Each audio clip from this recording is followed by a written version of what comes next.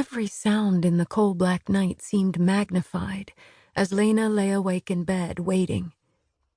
She heard the quiet rustlings of the shadow people as they crept through the darkness downstairs in her farmhouse, the creak of the barn door and whisper of hay as they moved through her barn on this moonless night.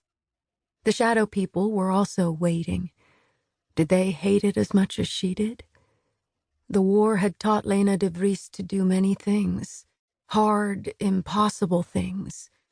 She had learned to be courageous, propelled by fear and faith. She'd learned to face death, gripping the Savior's hand. But waiting was the hardest lesson of all. Every minute seemed like an hour. Every hour stretched endlessly. The sun stood still in the sky during the day, then took its time dawning after each endless night. Like this one, she would find herself hoping against all reason that her husband, Peter, was alive and would come home, and she could hold him in her arms. Or hoping that her daughter Ans and son Wim were still alive and would return. She knew that if one of them walked through her door, her joy would swallow up the long months of waiting. If they ever did return.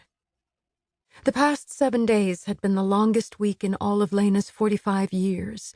Spring should be a time of rebirth and hope, but tonight her imagination partnered with fear, squeezing her heart dry, extinguishing hope. She released her breath with a sigh and rolled over in bed, whispering a quiet prayer for Peter and Ans and Wim. And for all the shadow people who waited in the darkness with her. Sleep was impossible. She hadn't slept soundly since the Nazis invaded 5 years ago. She rose from her bed, careful not to awaken her daughters, Micah and Bep, asleep in the bed beside her where Peter should be. Lena kept her girls close to her side these days. She pulled on a sweater over her nightgown and felt her way downstairs, familiar with every narrow step on the steep, angled stairs. She halted at the bottom. A shadow moved around her kitchen as if searching for something. Her heart leapt. "Peter?" she whispered. The shadow turned. It was Wolf, her contact with the Dutch resistance. She didn't know his real name. It was safer that way. "Did I wake you?" he whispered. "I'm sorry, I was looking for a pencil. I wanted to leave you a note." "Do you have news of my husband?" "No, but I do have good news. Allied troops are in Holland.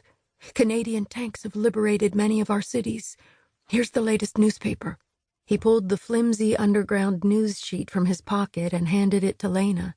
She glanced at it, then instinctively rolled it up so it would fit inside her bicycle frame.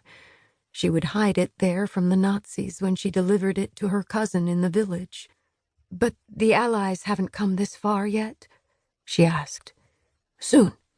I came to tell you and the others that it won't be long. Maybe even tomorrow." 2 more shadows slipped into the kitchen as Lena and Wolf talked. They left their hiding places only at night and disappeared before dawn. How they must long to feel the sun on their faces again.